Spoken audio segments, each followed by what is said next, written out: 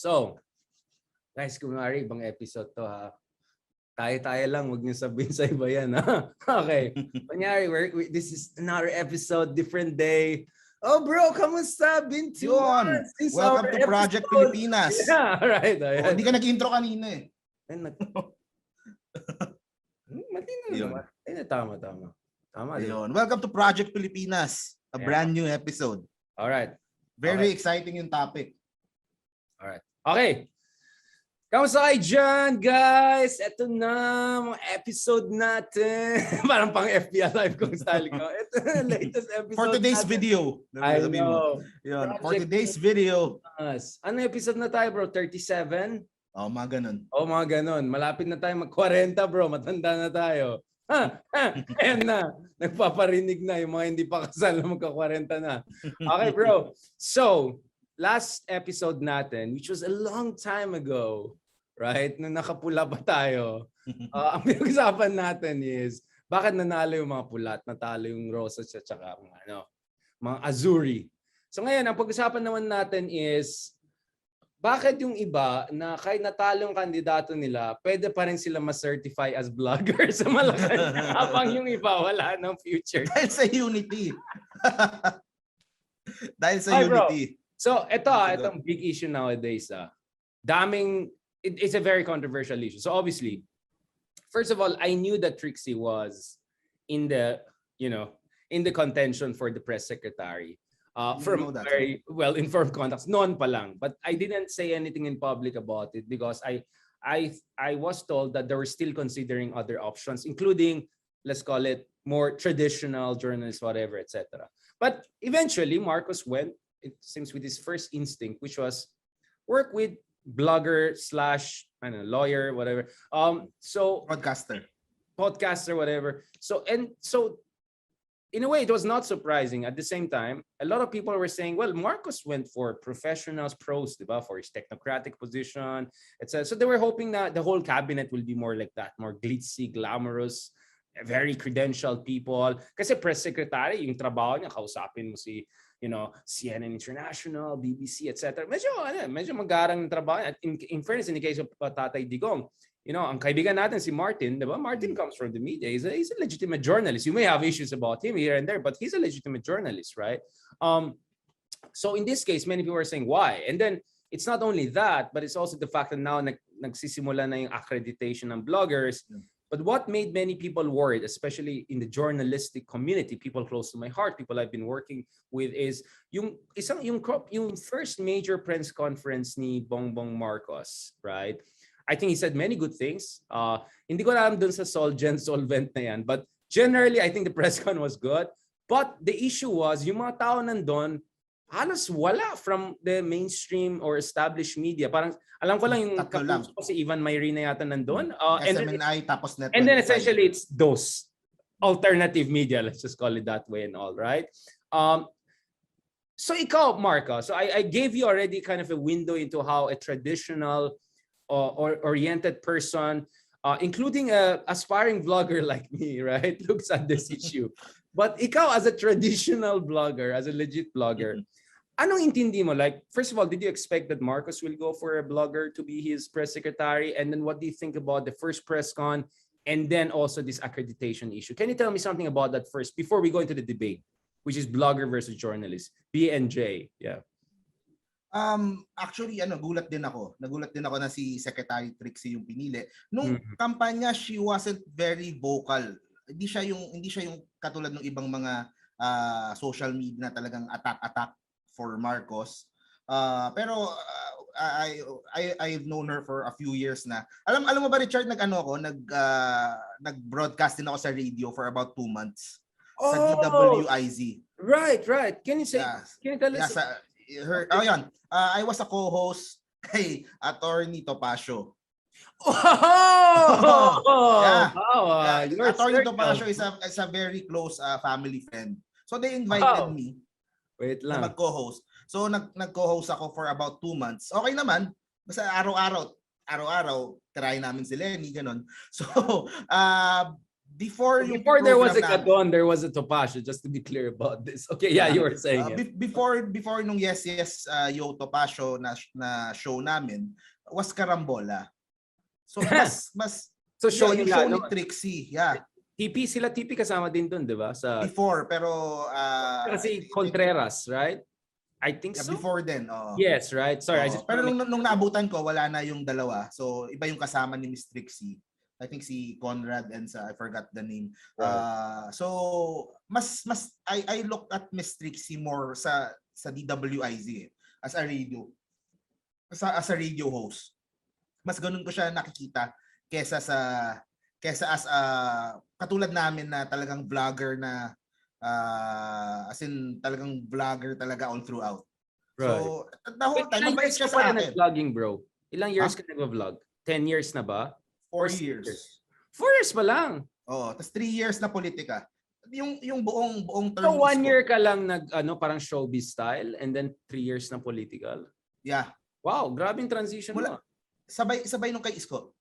Sabay nung kanyang term. So I'm celebrating din pangatlong taon dito habang patapos na yung in fairness, mga 2019 batch. So mas tingin ko kay Trixie mas more on sa radio eh. So yun ang so you hindi see her masyado as a DJ, radio DJ, is that as a radio host, a radio commentator or broadcaster. Kesa yung katulad namin na sila Banat Bay, sila Sangkay Janjan, or Mocha. Or Mocha, ganun. So more, yun ang tingin ko sa kanya. And she was really nice to me kasi magkasunod yung show namin tapos papakilala niya kami, ganun. So my experience with Trixie is okay naman. Ayan nice tayo. They're nice to me Like, they're nice to me So okay lang. Ako, sa akin kasi si Ma'am Carlos, di ba? Clarita Carlos, prof ko yan, di ba? Dati, tapos very close kami.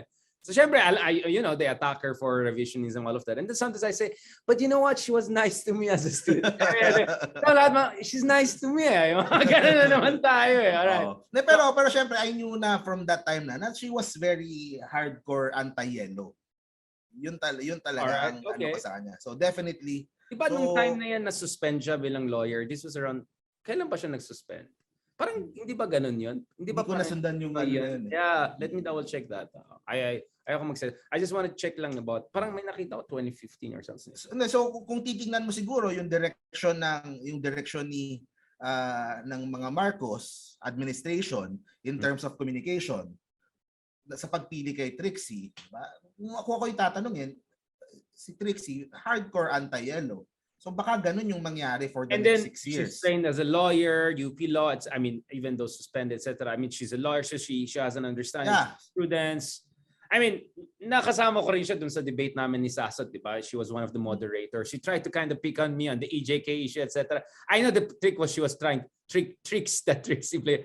But anyway, I have nothing. Maalam siya sa ganun. Yeah, wala akong. So she's good in terms of playing those legalistic, technical terms debate.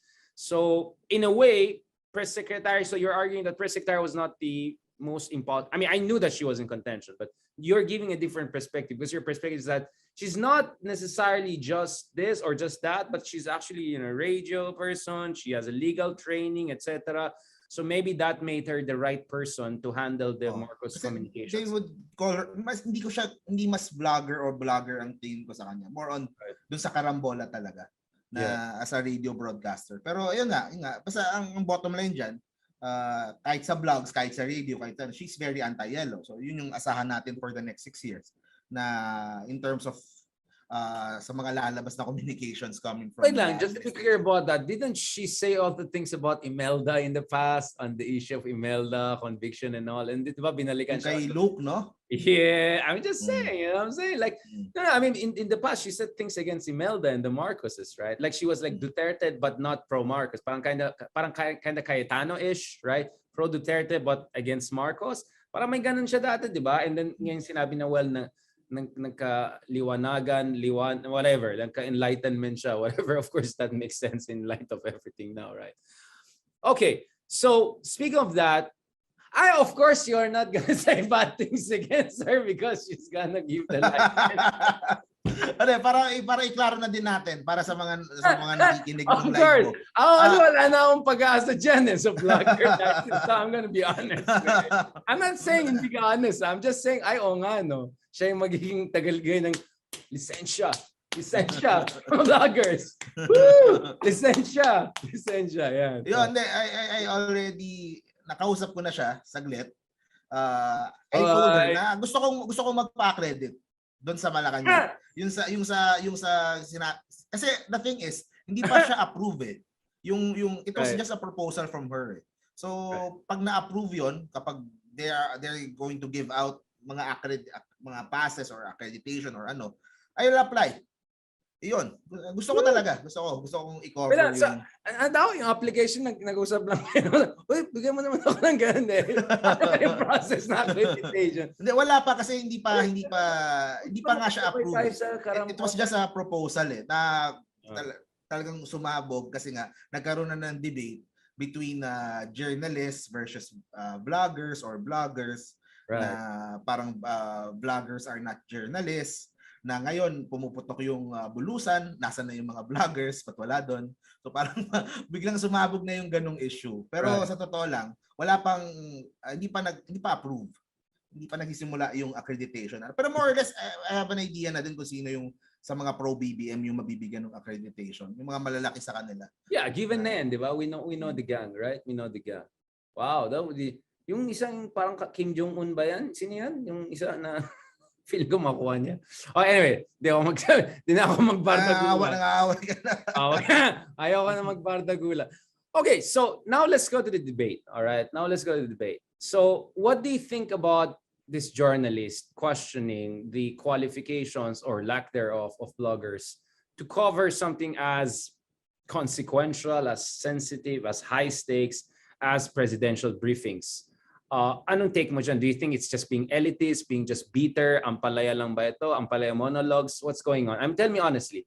For a moment, forget that you have to apply with Trixie for your license. Right? Can you tell me honestly, anong tingin mo dito sa mga sinasabi ng mga journalists or mga journalists, professors of journalism, academic people. So people like more like me who have their hands in both cookie jars, right? Yeah. Kasi minsan may nakaka-argue din ako about that, yung mga ayaw sa ganyan. So ang parati kong tanong sa kanila, siguro balik ko din sa iyo Richard, yung tanong.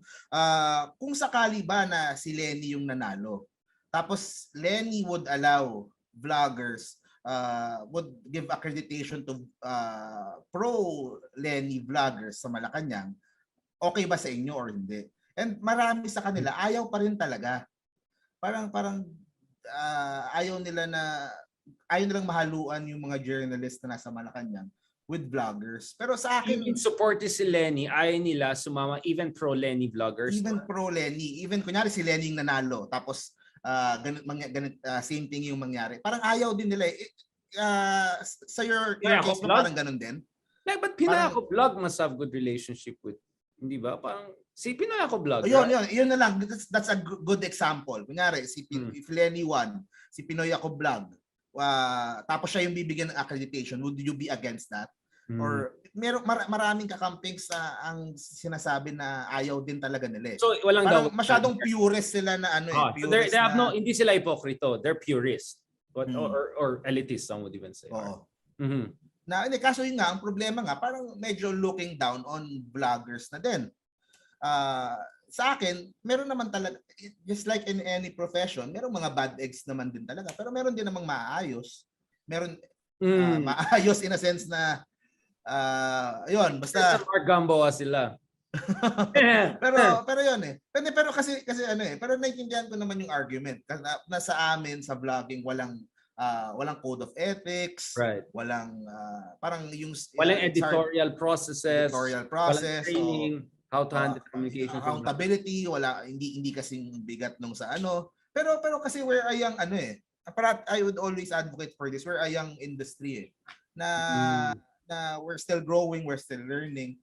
Eventually in the future, baka hopefully kami yung magpulis sa sarili namin. Eventually ganun. And right. sa akin with or without accreditation, they will cover Malacanang naman. They would, 'di ba? Parang it's just ang pinag-uusapan lang yung nandoon mismo yung papasok ka mismo sa Malacanang . So sa akin, kesa siguro ang stand ko, kesa labanan itong wave of the future pagdating sa media, I think yung side ng Pink should develop their own and better and basta mga better na vloggers, better na I always say na itong mga vloggers ngayon from our ranks will rise yung mga media companies of the future. So for example, parang Tulfo brother.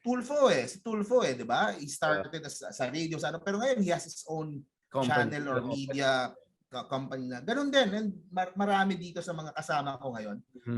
Ako yun din in the future, yun din ang gusto ko. Pero sa States we are seeing that yung mga like vloggers what role models do you have? Is there like a standard you think vloggers could aspire for na that meets certain basic requirements? Kasi siguro ang tinitignan ng mga in terms of pagiging unbiased, wala na talagang pag-asa yon. Wala na talagang pag-asa yung magiging unbiased yung mga karamihan sa mga vloggers. And then, kasi ang example ko nga engagement, 'di ba? It's how they get the engagement, their crowd. Kung titingnan mo sa US, yung mga tipo nila the Young Turks, tipo nila Ben Shapiro, tipo nila right and left, Crowder, right and left, progressive, centrist, sila Tim Pool, sila Secular Talk, ang dami. Tapos they start as vloggers, they become podcasters, tapos they become media companies na with their own employees, set, TV, madaming employees. O 10 na yung empleyado nila. They are a media with researchers. So but Ben Shapiro was not given he was anti-Trump, but I don't know, maybe I don't think Republicans would give him like a pass a White House correspondence club or something like that, or like the Turks, the Young Turks. I mean they're Democrat, right? Kinda ish. Yeah. Maybe if maybe if Bernie wins, maybe, but even that I don't see it. Kasi in the US, you're right. Meron tayong mga quote-unquote legit with clear ideological bias, right? So the Young Turks clearly left, right? Progressive, more Bernie. But the thing is, mainstream media, marami na din ganun sa US Sa US, mas tanggap nila MSNBC and sa left. Ano clear yung Fox bias? News, Fox News sa right, Newsmax, farther right. All right, yeah. So parang mas tanggap na din nila yung pagdating sa bias din Sa atin hindi pa nagsisimula pa lang ma-accept ng mga tao yung ganun. Okay, now let me challenge you on that. I think you have made your point, and I see your point definitely, and I really want you to make that point. But there are a number of issues being raised here. First of all, it's not bloggers per se, but the kind of bloggers that have been operating around, those who made it, right, in these elections, right? The kind of out of this world alternative facts that we're seeing from these people, not to mention yung sobrang salacious, nasty attacks on Lenny, among others. I'm not going to even talk about them trolling us and the rest. Like, I'm just going to put that aside for a moment. So it's that, no? And then in the issue of bias, like bias is like, okay, for instance, I have a bias for, let's say, political freedom. So obviously I'm not going to support dictatorship, right? So you can call me biased for freedom, but I don't say anything wrong with that. But there's another bias, which is like, parang binayaran tong gagong to. Parang, you know what I'm saying? Like, purong pro this candidate, anti another candidate. Again, I'm not trying to insult anyone, but it really looks like they're just attack dogs for certain candidates. They're not really there to examine the debates or even pretend to. Like, there's no pretension. So one is the slipperiness by which they handle facts. The second is they look like more attack dogs than reporters or people who really transmit the issues. Because I'll be honest, Mark, I am a columnist, right? So a lot of journalists do not consider columnists as journalists. But I think technically columnists are also journalists, right? So I'm a columnist for Philippine Daily Inquirer. I write for around the world. But still, a lot of journalists, the purist one, look at me as an analyst or a professor, right? That's what they call me. They call me, respectfully, they'll call me professor, although technically I'm associate professor, but still, we're considered professor. So yung mga gusto mag-question ng credential ka, I'm sorry, associate professor, I'm still professor. But anyway, and the others will say you're an analyst. So you're allowed to do that, to have opinionated takes. Kami reporters, hindi. We just have to report what happened without our own getting in. Parang you don't step into your report. While columnists can do that, right? You can say about how I feel, how I think, blah, blah, blah. So even I, as a columnist, so I am not considered as a journalist by some of the other journalists because they say my work is too opinionated. It's commentariat. Though I would, like you, I would question that and say, I think that's very old style. I think columnists and opinionated texts are also journalism in a way, right? So in a way, the definition of journalism is being already stretched. But some would say at some point there has to be a limit. Otherwise, if something is everything, then it's nothing, right? If anything is journalism, then nothing is journalism. So there has to be a threshold, and I think that's the debate. But the second thing is, as columnists, I mean, if you write for big newspaper and all, there's a fact checking. So Mark, I cannot just write whatever I want. Dadaan ito sa editor sa Inquirer. And if sakali may sinabi akong kagaguhan or whatever, sorry for saying that word, there is actually legal and contractual obligation there. My obligation kami, for instance, not to be completely biased or, I mean, for instance, kung mahuli kang columnist, binayaran ka pala to write these good things about these candidates, oh, you're in trouble. You're legally in trouble. So I don't think any of that applies to our blogger friends. So even as someone who's not considered as a journalist by other journalists, I would say that maybe bloggers are a little bit step too far if you look at it. And when I'm in my vlogger mode, I'm consciously in my vlogger mode. So I'm here really for enjoyment, entertainment, etc. I see the value, but I'm not going to pretend that I'm doing it like a classic journalist style. Although, of course, I wear too many hats. So that's I think that is also the issue. It's a very good point naman talaga. Siguro mali din naman yung try na parang i-equate yung mga vloggers doon sa journalist na. Siyempre iba yung training, iba yung sistema, iba yung ano. Pero yun nga, like I said nga, yung industry namin, yung ano namin is very new eh. Yung siguro let's be specific eh. News vlogging eh. Okay, tell me. Okay, now I want to listen to you. So your argument, sorry, I'm cutting you. So your argument is that we're still in an infancy stage. Infancy eh. Oh. If you give us more chance, not all, may mga talagang mga bardagulan style, may mga scalawags. But if you give all of us chance, in 5 to 10 years, we're going to have enough information, networks, ideas to come up with a much more legit, authentic, fair coverage of political events and do it in an entertaining, instantaneous way that our audience will appreciate. Kasi sa media, 3 days pa kami mag-edit eh, bago kami maglabas. Ang tagal eh. Oh. Yung sa fair, I have given up on that eh. Kasi you can't expect pro BBM bloggers to be fair dun sa side nung isa eh. Sa akin, kaya nga ang point ko, the vloggers are there eh. Kahit makapasok sila sa Malacanang or hindi, kukunin lang nila yung line, mag-a-analyze sila, mag-aano sila. So their audience will still watch them. So instead of aawayin sila na you're not journalist or ganun. Parang ganun kasi yung nangyayaring ano eh. Which hindi kami talaga journalist. Totoo naman yun. Pero kasi may pros and cons din naman sa on both ends eh. I mean sa akin yung when I covered yung example yung Dasera case last year, 'di ba? I was with mga journalists talaga. So nakita ko yung limitations nila in covering the story. Unlike ako, I could go deeper doon sa story, long format. Limitation in what sense? Can you talk about the cons? Okay, let's talk about cons of journalism. Like mababaw or like mabilisan lang, news cycle lang? In what sense? Yeah. Like kunyari yung isang buong araw ng news about dun sa pangyayari doon, they would fit into 2 minutes na palabas doon sa show nila. Okay. And unlike doon sa amin na talagang may analysis talaga na 30 minutes, 1 hour and buong hawak mo yung oras mo. That's a good point.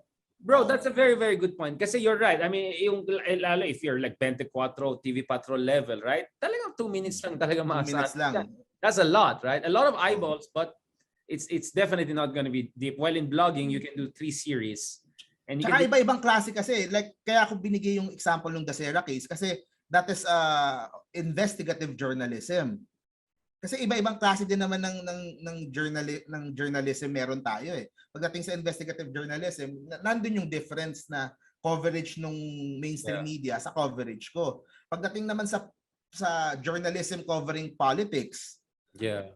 Medyo ibang issue din yan kasi yung bias, yung ano, that's different from handling kunyari a criminal case na facts are facts.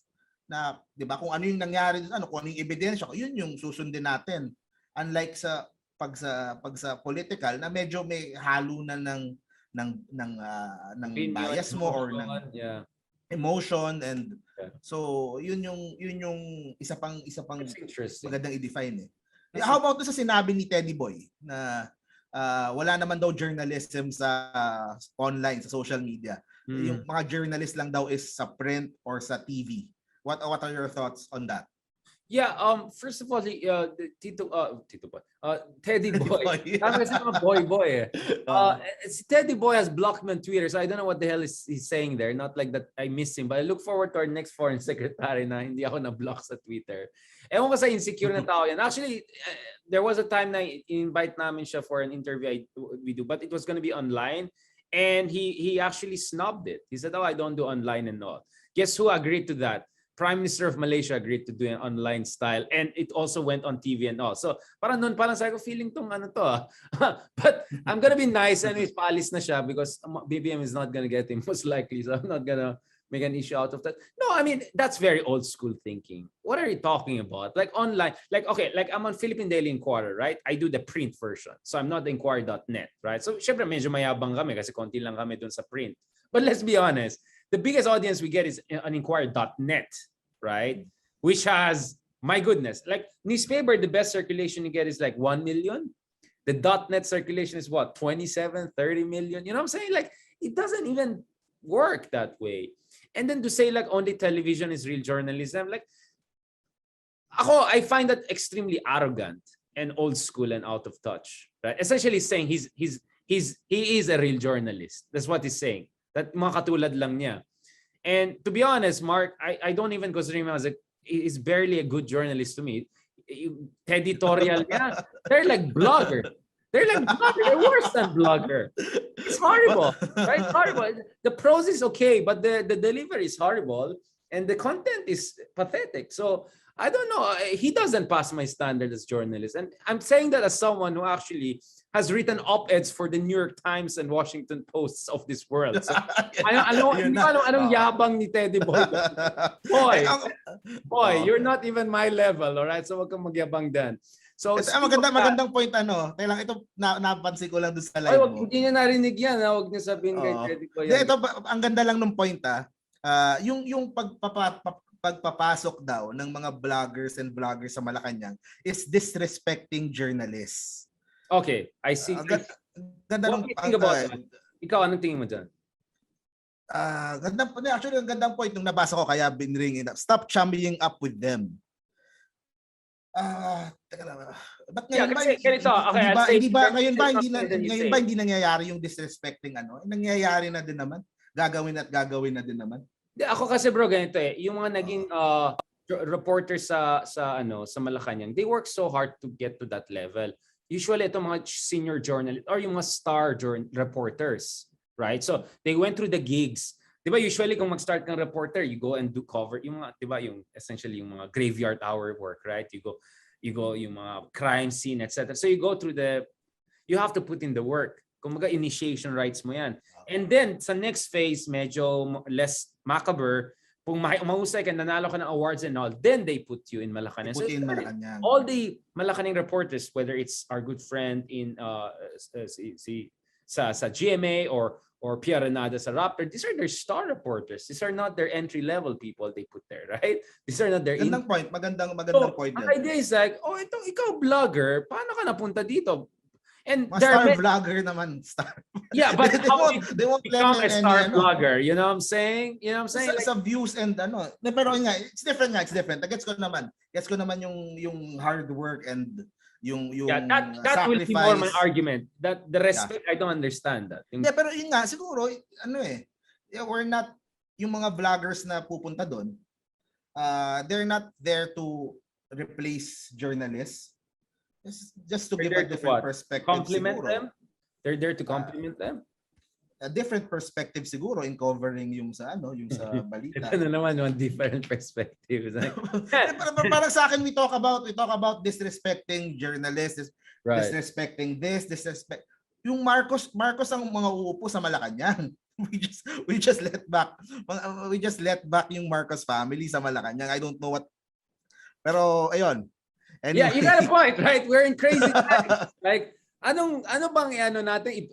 Parang tayo na nga lang magpapanggap tayo, presidente mga vlogger Kinapalam yung mga vlogs ni BBM, di ba? Ang husay yung vlogs nila, no? Sobrang ganda, linis ng mga vlogs nila, grabe.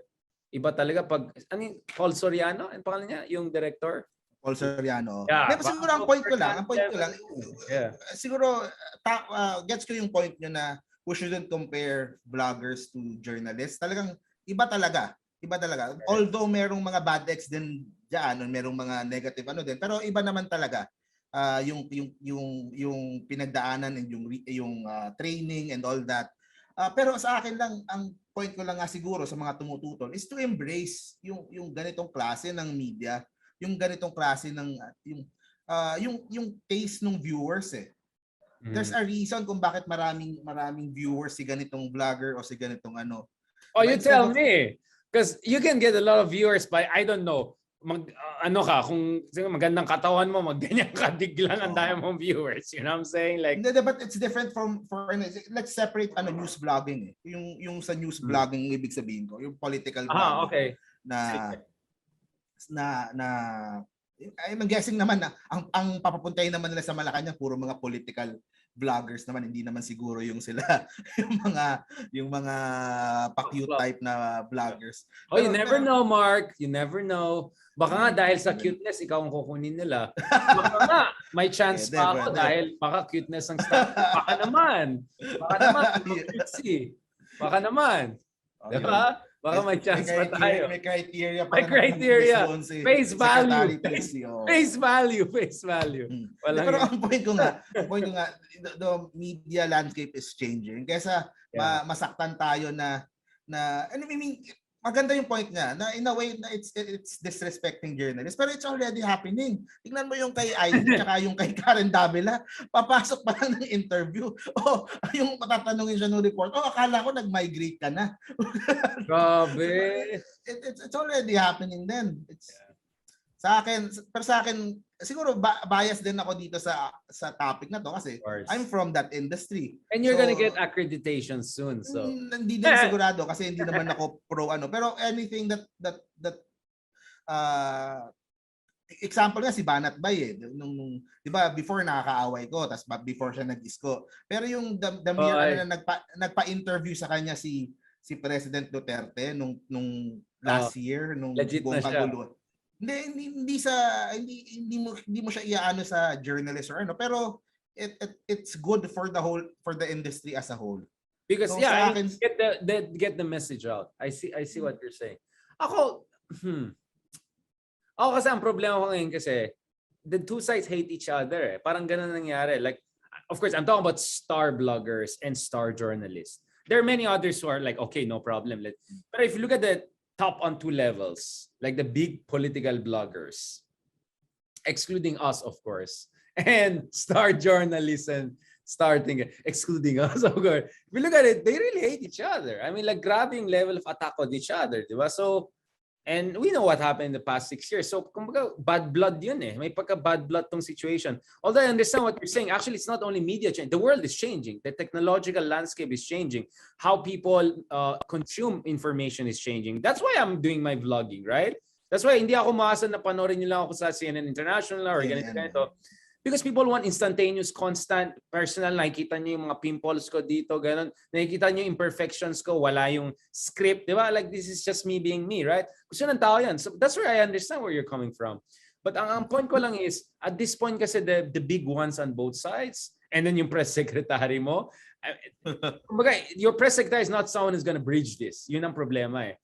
Probably it would have been better, maybe in future sometime, there could be a press secretary who's from both worlds and put them together. All right, I'm not recommending myself. That's not the kind of job I'm looking for. I'm saying, just to be clear, hindi ka ma-accredit niyan. You're aiming for a job pala eh.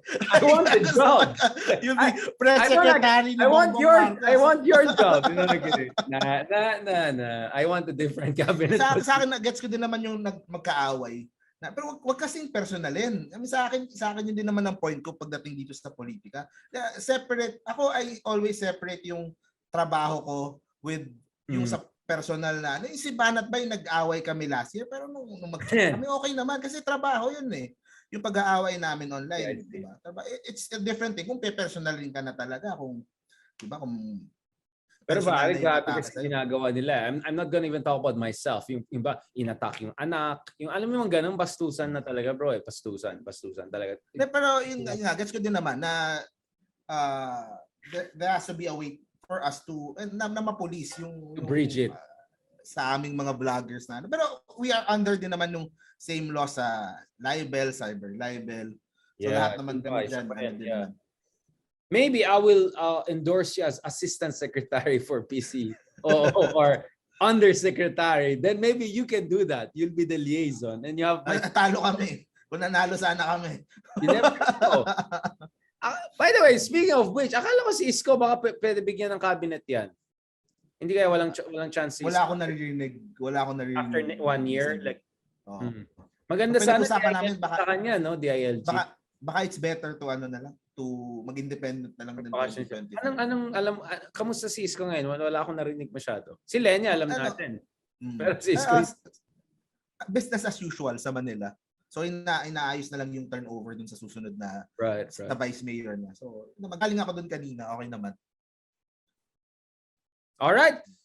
Do we have an ending? I mean, I'm sure tuloy-tuloy itong episodes na to, lalong-lalo if magsimula na yung giyera, kumaga pre-war, briefing lang to, di ba? Once may accreditation siguro, last point ko lang din Sige, Mark. The more pansinin niyo ako. Pansin mo ako pag may accreditation ka, huwag ka nang mayabang. Mamaya, labas mo pa yung card. Sorry, I have no time. I have to be in Malacanang. The more this becomes a hot button issue, hot topic, the more yung side nila Bongbong will shove it sa muka ng mga pinks, shove it sa muka ng mga tutol.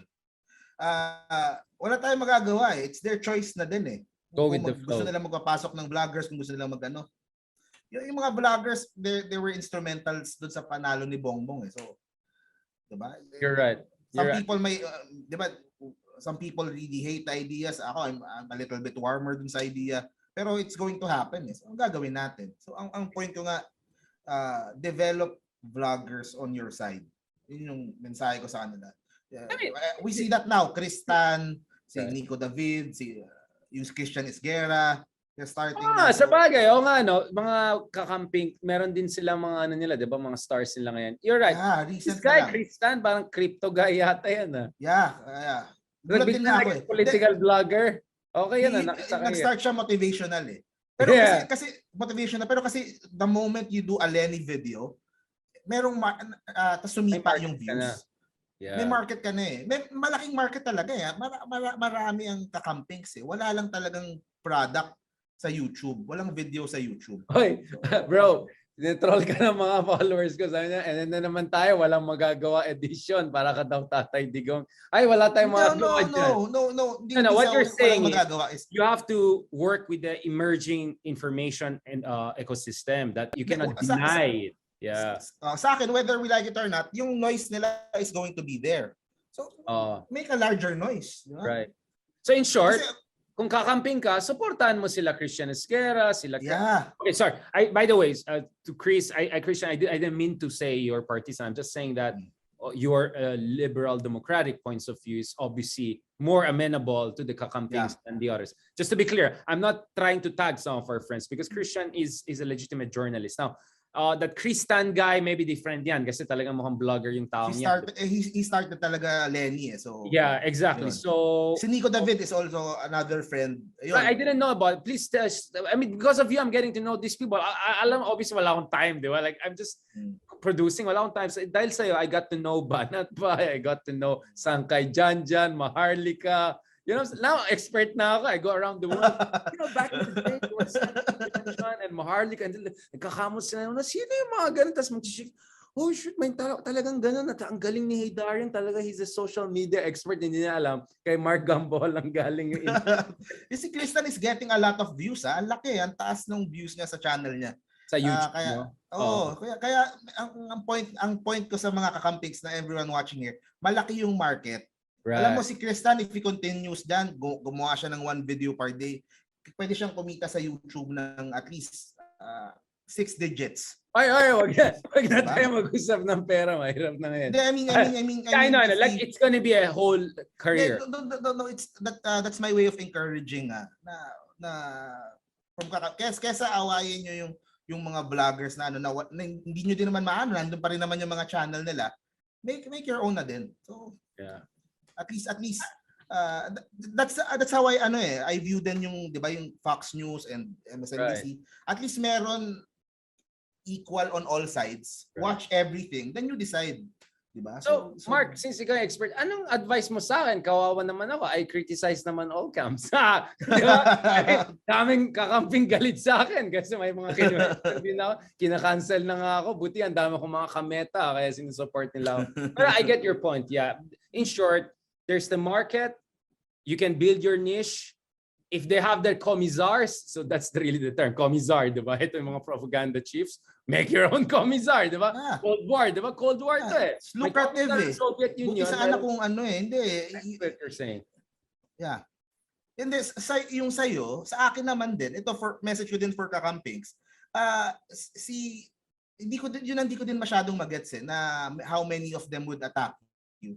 Kasi I would rather have them exert yung kanilang effort dun sa mga talagang nandoon talaga sa camp na yon instead of 'di ba? Kasi ganda ng sinasabi, bro. I like it. Can you say this again? Yeah. So rather than attacking the other side, support your own bloggers or yung mga mas malapit sa isip mo. Yeah, they don't have to support you kung if they don't believe everything lahat ng sinasabi. Pero yung mag-aano sila ng effort to attack you pa, they could use that effort to attack yung iba talaga na who's really damaging Lenny, who's really tinatawag si Lenny na madammed or lugaw or bobo ganon. So, mas mag-exert ng effort sa doon instead of yung mga people who are already medyo in the same as you, in the same wavelength as you, medyo iba lang ng konti. So in short, support your echo chamber. Parang ganun. grow i-monetize yung echo chamber mo, i-monetize. Yeah.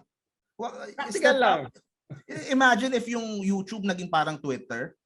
Diba? Oh, yeah. Ang hirap, di ba? Alam mo, kumita lang Twitterize YouTube. Twitter, mayaman na ako ngayon eh. Alam ka, Twitter, grabe yung parang engagement ko, 28 million, 30 million, pero ang kita ko, 0. Kaya sana si Elon Musk, tulungan mo kami mga... I-monetize yung Twitter, no? Nga, no? Wala. Hindi, babayaran kayo Dogecoin. 0. Babayaran. Wala. Bayaran ko pa yung internet ko. Babayaran kayo ng crypto sa Twitter. Walang yan. Sana. Dogecoin ba yan? Dogecoin. Bro, ito, kasi dahil may live ako dito, may mga tanong pala dito. Sabi pala ng isa, si David pala, kinakancel din daw ng mga kakamping. Si David ba yung sasabi mo? Totoo ba yan? Sinong David? Magtanong kayo guys. Kung may tanong kayo kay Mark is tanong niya sa akin. Nakikita mo naman, di ba Mark? Dun sa comments. Ayan doon, may silver pala tong live natin eh. Tingnan mo yung mga comments. May mga magandang comments. So marami. Support echo chamber yet go out once in a while. Yeah. Kasi entertaining din naman talaga eh. Tama yung point nun. Sabi ni Rhea Cruz, di ba? Tama yung point ni Rhea. Yeah. Monetize your echo chamber and then... Monetize your echo chamber. Kasi it would... Get malakan. Pero ito sabihin ko sa mga kakampings na kasi maganda at least na yung audience mo sa YouTube talaga yung yung brainwashing talaga. Kasi araw-araw 1 hour, 2 hours a day nandun talaga lahat. Pag sa Twitter kayo eh. Pero pag sa YouTube parang it's a daily entertainment na eh. Right. Ano pa? Tingnan mo may ibang questions nila. Wait lang. Tanggalin ko muna tong troll na to. May mga troll na ako ng konti. 1 second. Okay. May nagtatanong about Carl Balita. Ano daw? Hindi. Perspective about Carl Balita in the next election. Love ko yan si Sir Carl. God bless him. He's a really good guy. Monetize echo chambers. Sabi much hatred ang nangyayari.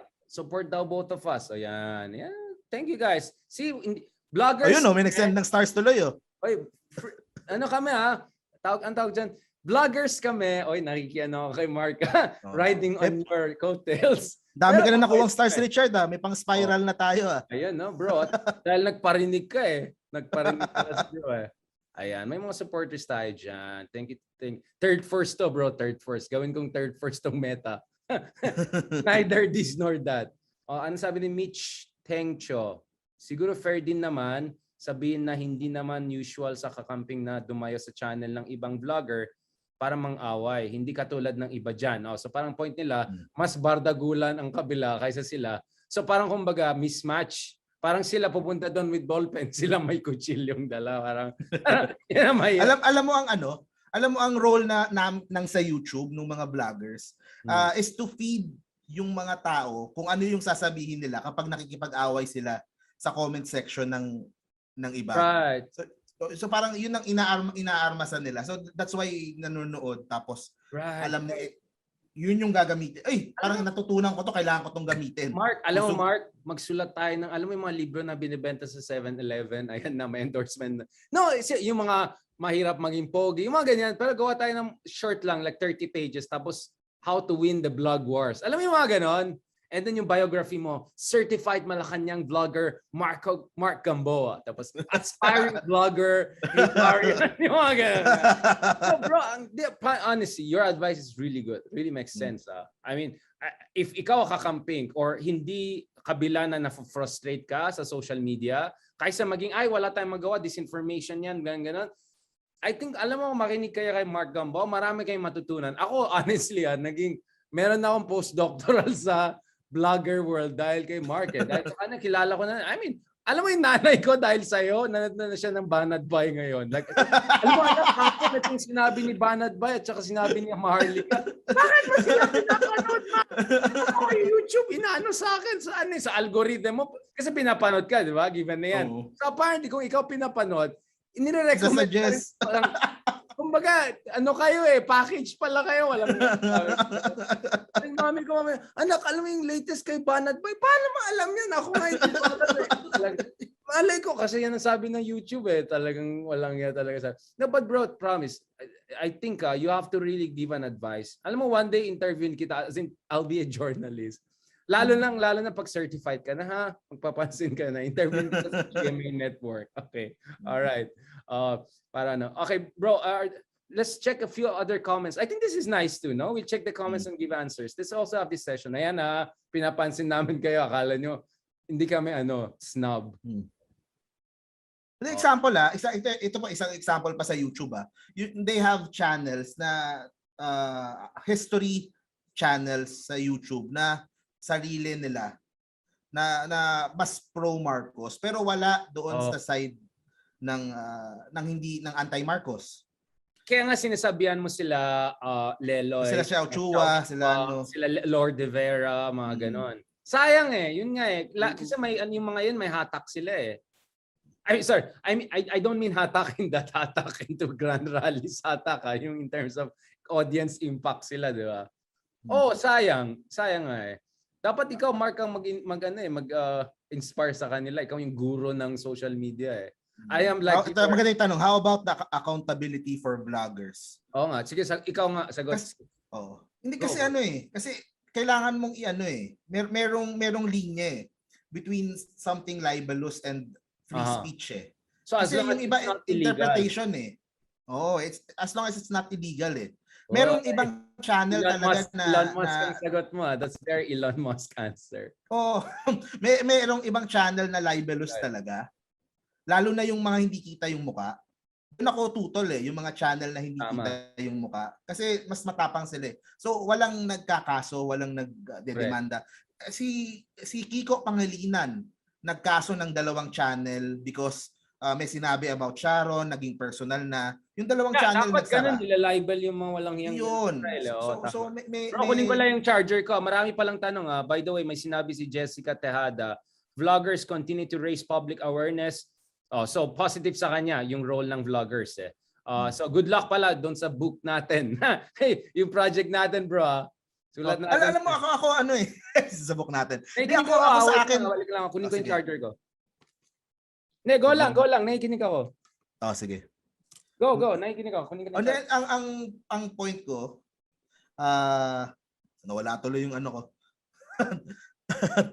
May YT channel po sana si Prof. Xiao Chua and Lord. Diba? Yun yung superstar Sana. May YT si Xiao pero lumang episodes nung yung nire-re-upload lang niya nakita ko I mean, TikTok si Xiao, pwede naman niyang ilagay yun. Supporters, so not too bad. But sayang, he has to build on that. Kaya Chow, Prof. Chow. Ayan, maraming Follow Mighty Magulang. Si Mighty Magulang ba sa TikTok o sa YouTube na din siya? Hindi ko alam, bro. Sorry, I'm not. I've heard Hindi, from... tinanong ko dito sa Ikaw, mas alam mo, audience. ano ba yung ginagawa ni Mighty Magulang? Prof ba yan? Ano ba yan? Yata. Oo. Mamay na yung mga saba, ganun. Medyo komplikado na to. Guys, question sa topic natin. Ang topic po natin is vloggers and journalists. Ano po yung tingin niyo? Where can we draw the line between journalism and vlogging? The line must be clear, right? Saan? Sa Malacanang? No. Kasi pag nasa field kami, pag magko-cover kami ng pareho lang naman kami. Mas maganda lang gamit nila. At saka magko-cover kami ng event, magko-cover. Oo. Diba? Draw the line sa. Yung pala yung point ko na kalimutan ko.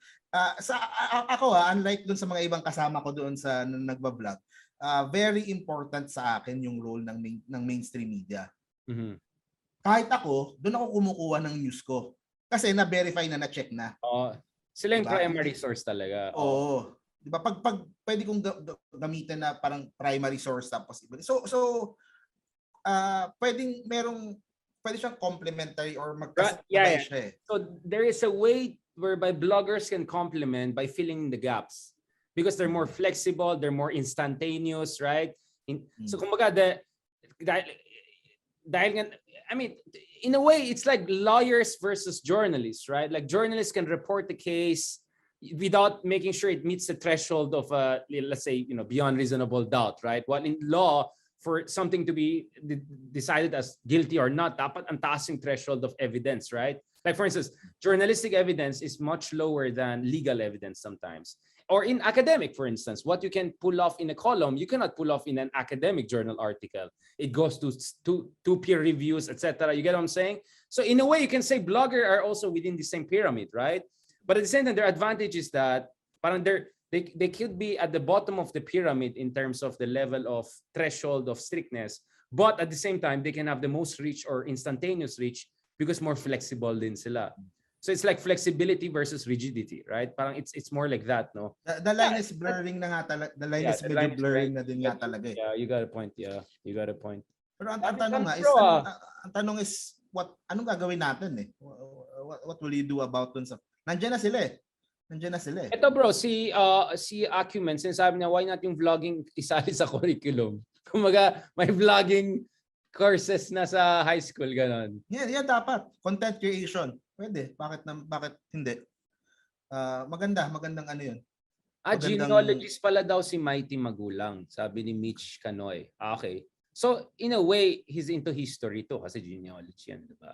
So, okay yun. So, kailangan ng mga Mighty Magulang, mga types ni Mighty Magulang, and then people who will amplify yung niya, yung message niya or yung research niya or yung niya. Biglang ang dami nang gusto mag-vlogger na. Yung mga followers ko mag-vlogger na lang daw sila dahil sa'yo. Masaya kasi. Masaya kasi. Mas masaya. Lalo kung monetized ka. Ayan tayo Lalo kung nagsisend kayo ng joke lang. Sana nga may YT clips na ang team ni ayan yung Philippine history. Yung si Xiao Chua talagang the guys there. Shout out kay Xiao Chua. Sa ngayon ang hirap na kasi dominated na nung incoming administration ng YouTube The biggest vloggers dun sa amin, mga vloggers nila. So mahirap ng hindi siya something that would happen overnight or in 6 months or in so mahaba-haba siyang mahaba-haba siyang proseso So ano pala minimum 20,000 dapat ang followers, sabi? Sa accreditation? Oo, something like that. Tingin ko bibigyan lang nila yung mga lagpas 100 siguro. Yung medyo big time na, no? Meron bang numbers? Alam mo, nag-maximum like 50, how much? 40? Hindi naman siguro, pwede too many hindi nakasya doon sa conference room, di ba?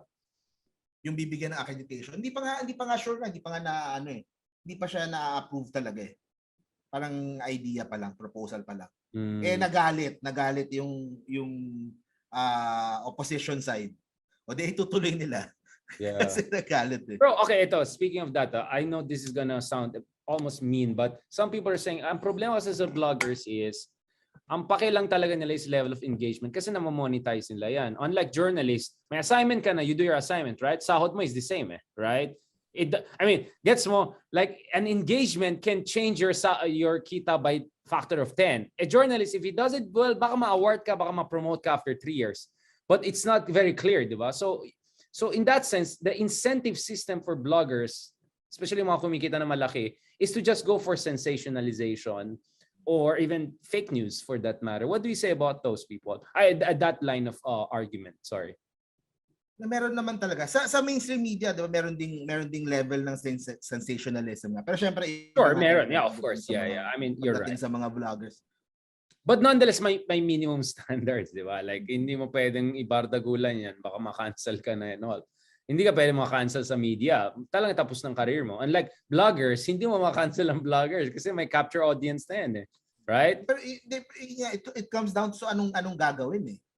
Nandiyan na yan eh.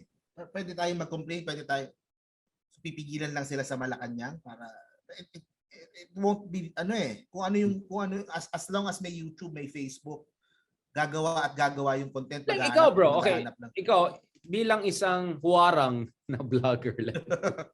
No, I mean, I'm okay with you. The reason I work with you is because I don't fear that you're crazy and you bring me down, right? Like kasi kung nagpo-fake news ka, napapapahiya din ako. So ako, I'm very proud to say I work with Mark even though maybe we don't necessarily support the same way of thinking 100%. But it's because I know you respect some basic standards. But nonetheless, of course, Mark, minsan nakikita kong umabot ng million ng views mo, isang ganun. Like, how do you make sure na hindi ka madadala dun sa views gravity na meron kang due diligence na gagawin? Because I think the key word here is due diligence eh. Na, kasi minsan ginagawa na iba, binabastos nilang katotohanan. Maraming biktima ng martial law. Pero dahil malaking kita nila, babastusin nila yung mga biktima ng martial law. That's wrong, di ba? Like ikaw bro, like how do you balance that? Because obviously you want to be successful. You have a lot of followers. Ilan ka na sa YouTube? 300,000 ka na? 200 pa lang. So, but still, I mean, that's a lot, right? And I saw some of your stuff do million and lalo yung with celebrity politician, mga Vico Soto type. Like, how do you make sure hindi ka lang puro Marites style at, you do more legit stuff and not? Obviously, like the ones you do with me, it's not for money. It's really for your mind and soul. So I see that. I appreciate that. Can you tell us more about that? So today, mga kameta, ayan na, may pa na yung audience natin. Talagang nasa limelight si I'm guided din by I follow vlogger ko kaya yan. Go. I follow views din eh. So guilty din naman ako doon sa kung saan yung So mas priority ko yung content that would bring me views. Right. But what keeps you from not doing too crazy stuff para lang just to get new views? Siguro I can only speak for myself pero I mean if you did that I'll call you out. I mean you're not doing revisionism in fairness to you, right? You don't do that. I haven't seen you doing yung mga kabastusan na ginagawa ng iba, di ba? Why? Siguro yung personal ko lang eh. Yung personal convictions. Personal beliefs ko lang, personal convictions ko lang. Pero yun nga, nagigets ko naman yung iba na you can't say the same for the other vloggers na yung iba mas loose yung morals or mas would do more for Pero ang punto ko ba't ang daming naniniwala eh. Right. So yun ang and I could have had so much more supporters if na DDS or BBM ako, di ba? I would have been their prince, right? But I'm not because I have my own, set of my standards ako, di ba? So that's my internal check. Not to mention, patay ako dun sa mga ibang tao, right? Like ikaw, is there like peer pressure on you? Like yung parents mo or I don't know, people others to keep you in line in terms of morals, direction, etc. Like proud ba yung parents mo sa'yo in a way that helps you to keep a certain standard? Paano yan? Hindi naman, wala namang nakikialam sa wala naman nakikialam sa sa what I vlog or yung style ko sa or yung where I stand o saan ako naniniwala na siguro siguro kaya din ako nag-start ng nung 2019 nung pagpasok ni Vico, pagpasok ni Isko. Kasi I didn't want to interested ako sa politics matagal na, pero I didn't want to do yung vlogging na ginagawa ng DDS. Right. Ayoko din namang yung doon sa side naman ng Yellow, at that time, 2019, yung Ocho Derecho, na I didn't like the way naman they were responding sa attacks ng DDS. So, like elitist? Like what was the issue? No, how they, kasi, paano nga ba? What was your concern? Hindi nila nasasagot ng maayos eh. Hindi nila nasasagot ng, they would just call them, dismissive. They would just call them trolls. They would just look down on vloggers, kesa harapan yung problema na nangyayari o yung change sa media landscape na nangyayari. Dismissive. So yun, I didn't want that then. So nung pumasok si Vico, si Isko, okay to ah. So I would become a pro Isko, pro Vico. Doon pa lang ako nagsimula. Mag-vlog kasi I found a niche na I am comfortable with, na I can support, I can follow. Siguro ganun. So yun yung opening mo. Kasi nakikita ko na syempre at that time yung mga DDS 2018, 2019, ang laki ng views eh. Nakikita nito. Yeah. Kasi hindi ko siya I have to live then with the words that I say. So right. Para sa akin yun. Kaso nga gets ko naman sa iba na mas loose sila. Bro, I mean, we have done many episodes, hours long, with academic friends, right? Professors, experts, and all. And I could see you were genuinely interested, even if pagod na pagod ka and all. So you have this natural intellectual bent also to you, right? And it's not only because your parents are doctors or you're from Ateneo. I mean, it's just from you, right? Not to mention yung moral, spiritual upbringing. That's why I'm very comfortable with you, and I'm very happy, and I'm very I feel very privileged to also get advice from you. You're my vlogger sensei and soon to be certified sensei. Very proud of you. Biglang curious na yung mga tao sa sino bang kausap mo? Pakita mo yung mukha niya, ganun na yung iba, di ba? Si Mark Gamboa, paki-check niya yan. Yung mga late dito sa class natin, paki-check si Mark Gamboa. Please follow him. Models of Manila, right? On YouTube?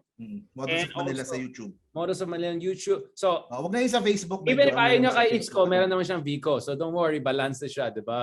Ayaw niya kay Banat Bay, may Hey Darian naman siya. So he covers both bases. Mahusay ito eh. Tumatapay sa City Hall to. Sa akin, hindi, siguro I am against din sa I'm against din yung sa parang labeling lang or sticking inside lang your own chamber. Siguro I'm more on sa pragmatic na more on getting things done kaysa maubos yung oras ko nakikipag-away dito o So I'll just look for ways na to push yung sarili kong agenda or yung sarili kong mga gustong ma-achieve. Kasi meron din ako mga sarili kong advocacies nandun sa channel ko. So yes, more on ganun eh. Yes, please guys, please follow him. Ayan, marami ka ng mga new followers and supporters and fans dito. Maganda pala yung ginawa natin live. Thank you guys so much. I was not sure if this will work. So thank you na nakikinig kayo sa akin. Alam ko medyo low tech. Don't worry, folks, you're gonna have nakita na I'm talking to different cameras. Don't worry, folks, you'll have the clean edited version of it. Hindi naman yung edited na fake. I mean, in a sense na maayos yung pagkagawa. We'll release this para makita niyo naman ating Models of Manila, my vlogger guru, Mark Gamboa, the man behind Models of Manila. Mabuting tao po yan. Mabait yan. So please follow him and support him and continue also to watch and support yung aming podcast na Project Pilipinas. Project Pilipinas, Marcos the second edition na ngayon ang i-offer namin. My goodness. Kami naman offer yan.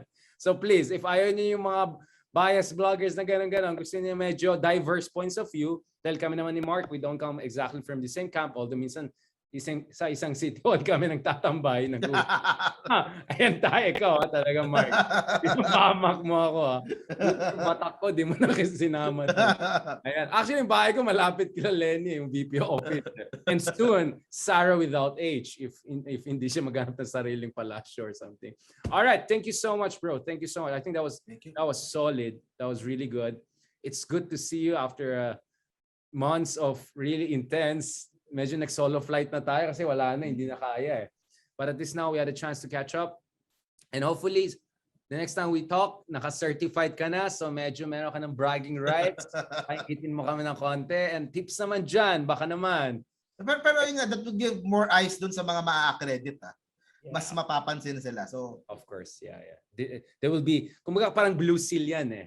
Certified Malacanang vlogger. right? So, they would receive more eyes and more criticism and so double-edged sword din siya. Yeah. Scrutiny, you mean scrutiny. They'll face more scrutiny. That's a good point. That's a very good point. Maraming salamat, bro. Thank you so much to our supporters and followers following us live in different platforms, YouTube, Facebook, among others, and of course also on Spotify and Apple. Please follow us. Please like us. Mukhang mas marami ng like yata si Christian Esguerra sa Spotify. Hindi yan pwede sa akin. Dapat ako pa rin. Joke. Dapat yung podcast namin pa rin ng maraming So please, follow us, support us so that maituloy namin yan. Kahit sorry na, Mark, wala kang kikitain masyado dito sa ginawa natin. But this is good for your heart and soul. And do not forget yung book project natin, yung bebenta natin sa 7-Eleven. How to be a Malacanang vlogger. All right? Mga ganon. All right? Maraming salamat. God bless. Thank you very much. Thank you, guys. Thank you. Wait lang, Mark. Naka-on pa rin itong mga ito. Magchichismis sila.